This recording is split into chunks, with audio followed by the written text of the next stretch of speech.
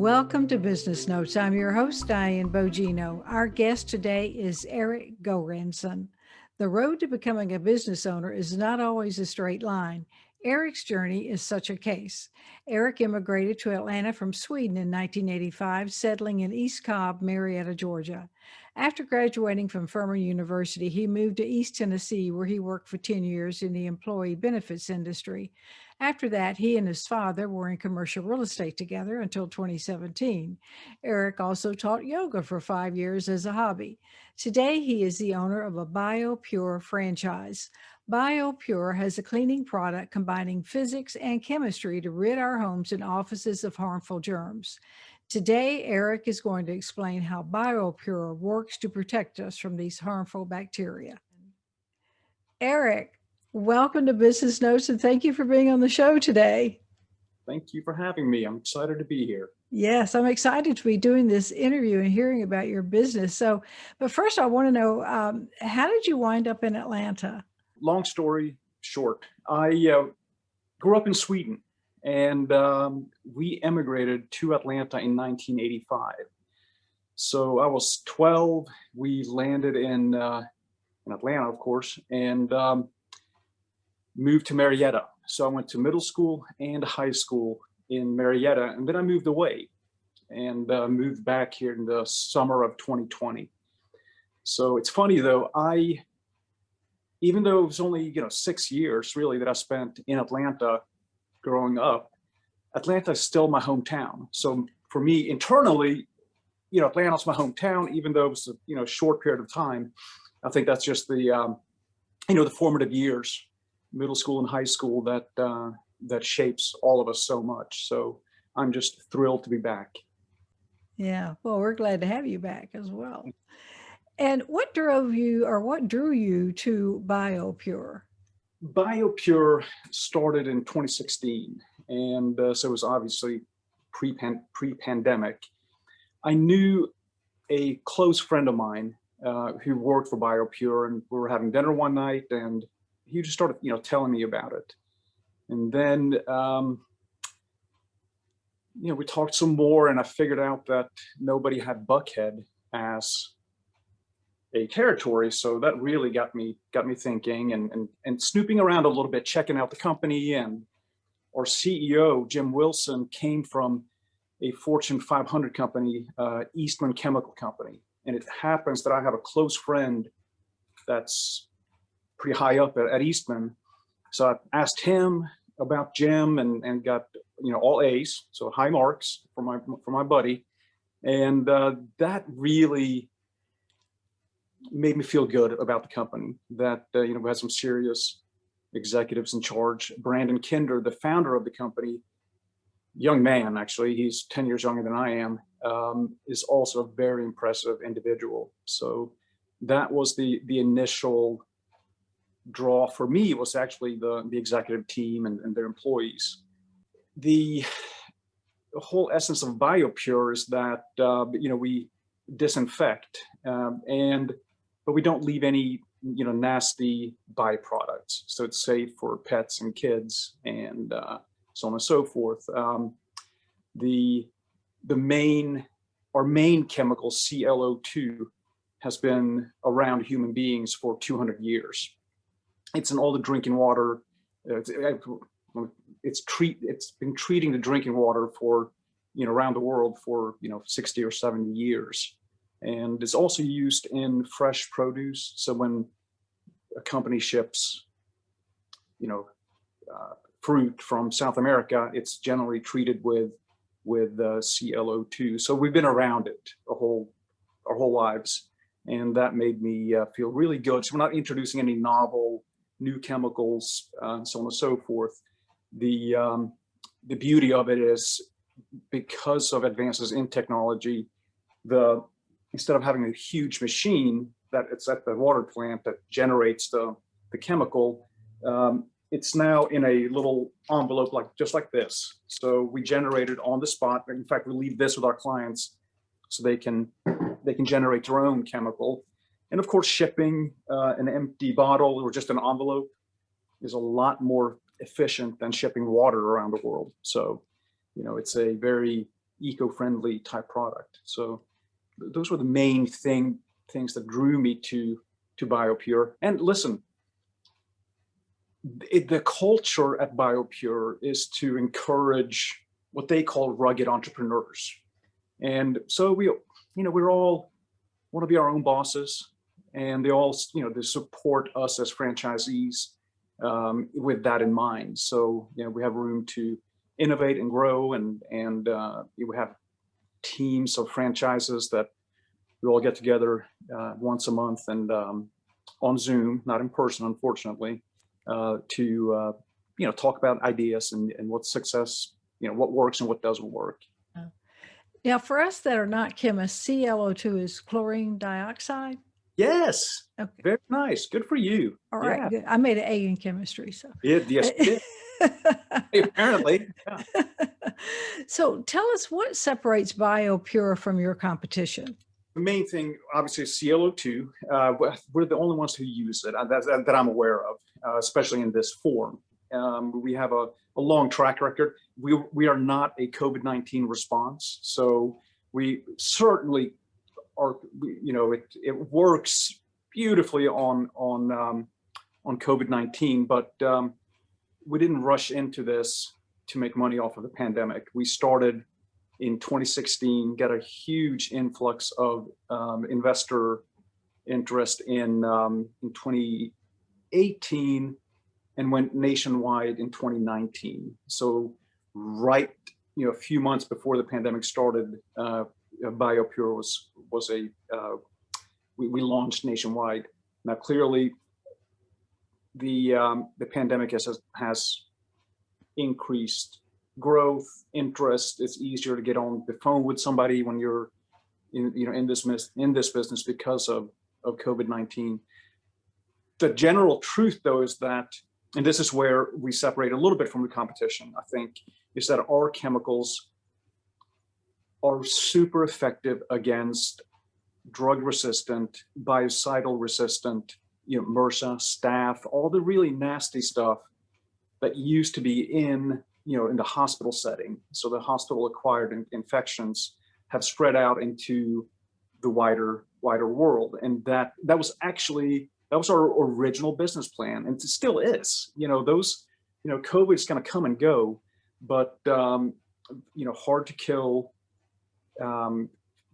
germs, spores, molds, funguses that are not good for us. And many of them they're getting worse because of biocidal resistance. So some of the chemicals we buy in the grocery store, for example, are not only not effective against some of the strains of, salmonella, for example, they're in fact germinators. So they literally germinate the nasty bug, and they thrive in that environment. So that's a concern for all of us. Now, luckily, ClO2, for reasons that I can't explain, but people much smarter than me can, the way ClO2 is, it oxidizes the pathogen, so they literally can't grow immunity to ClO2. And that's, again, one of the reasons it's been used. It's a superior disinfectant, and it's been used for so long in big institutional settings. And I think that's maybe the main difference. Another difference for us in Georgia that I think we can brag about is the very best electrostatic sprayers are made in Athens, Georgia, actually Watkinsville, Georgia. It's fun. That's pure accident, but it was a University of Georgia patent that, and this is many years ago now, it's maybe 10 or 12 years ago, that turned into this local company that makes the best electrostatic sprayers in the world. So it's gratifying to say that we have a Georgia company that is leading in that marketplace. The thing about, so it's ESS, shout out to ESS. The original use was, and still is, in agriculture. So their machines have been used to spray pesticides on crops. So they are very, if you think about agriculture as being a very thin margin, every penny counts type business, and they're can't afford to waste money um, on machines that may or may not work. They've stood the test of time and use for many years in a very thin margin business. So we basically adopted their agricultural technology to our disinfection technology. So we do think that's a what really sets us apart. Now, the machines are not cheap.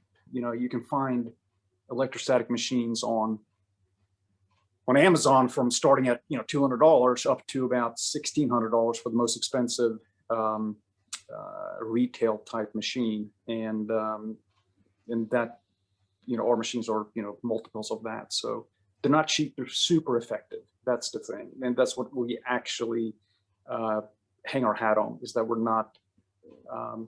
It's not just, we're literally changing the standard of clean. What a lot of us, me included. So this is not I'm not throwing shade on anybody, but what I used to do, what I thought I was disinfecting, turns out it's probably not. So if you actually read the label on a retail disinfectant, practically none of us actually follow the directions. And so, for example, I would spray and wipe, and that turns out to be, depending on what the exact chemical, most of the time, or a lot of times, it's that spray, wait 10 minutes, and then wipe. So that's the kill time. And few, if any of us do it. And I suspect even in the commercial setting, some of the, and I've seen in my, some gyms, you have an employee walking around with a spray bottle and a rag. They're making it look good, but they're probably not disinfecting. So those are things that we learn as we go. Yeah, and you actually service both commercial and residential. Is that correct? Yeah, correct. That's exactly right. And I think, what we found is, we'll do a business, a law firm, you name it. And often, in fact, probably most of the time, some of their employees will then go, hey, can you do our house? And for sure, we'll do that. So I think, especially in Buckhead, especially with the high rises, the beautiful mansions, that might be a market that we might start, marketing directly to. Thinking even apartments, apartment complexes, the landlord obviously wouldn't have to pay for it. But if they were to,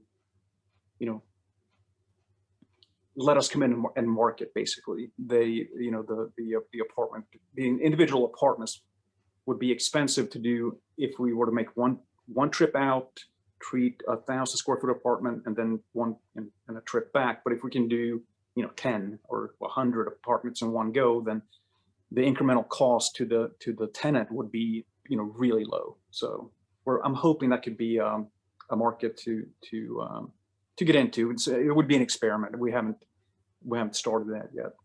So. Yeah, great idea. But people can go in, like, they don't have to, after you come in and spray, they don't have to wait. They can go right in and go right back to work, or go right back to their home, right? Absolutely. Yeah, that's the beauty of the ClO2, is that it turns into, the byproduct is table salt and water. So after 1 minute, it is after 1 minute, I think it's 98% has already converted from ClO2 to table salt and water. After 10 minutes is 0. So we say 10 minutes to be perfectly safe, but in reality 5 minutes. I mean, it's a very, very it's actually an amazing chemical. It's 2.6 times more powerful than bleach, but it turns into table salt and water. So it's, and you can see why it's been used in water treatment plants, because it is super effective. and it doesn't have any, negative side effects or negative byproducts. And so it's, from that standpoint, it's a miracle chemical. It's just up until recently, you had to have a machine the size of a room in order to generate it. So it, we're certainly grateful to the chemists out there that they were able to give us the ability to generate it in, stick in an envelope in tap water. So Right. I love that. yeah, So if you could wave a magic wand, Erik, what would the future of your franchise look like? I would love, again, magic wand, to create a bubble around Buckhead so that every business, every office, every public space is treated by bioPure on a regular basis to basically knock down the viral burden, the bacterial, the funguses, the mold, all the nasty stuff that's not good for any of us. Just to knock it down to zero, once or twice a month, and make all of Buckhead sort of almost like a bubble where there are very, almost no, nasty bugs out there. So every door handle treated with bioPure Shield. That's our second chemical that leaves. It's a 30-day shield. That's antimicrobial shield. That's another miracle product. And I'm not kidding you. Developed by Emory University. So that's a long-lasting antimicrobial. So but yeah, that would be, again, wave a magic wand. That would be my dreams, to have a bubble surrounding all of Buckhead. So. Mm. And for our audience, could you just kind of describe Buckhead? I mean, this show is seen internationally, but yeah, sure.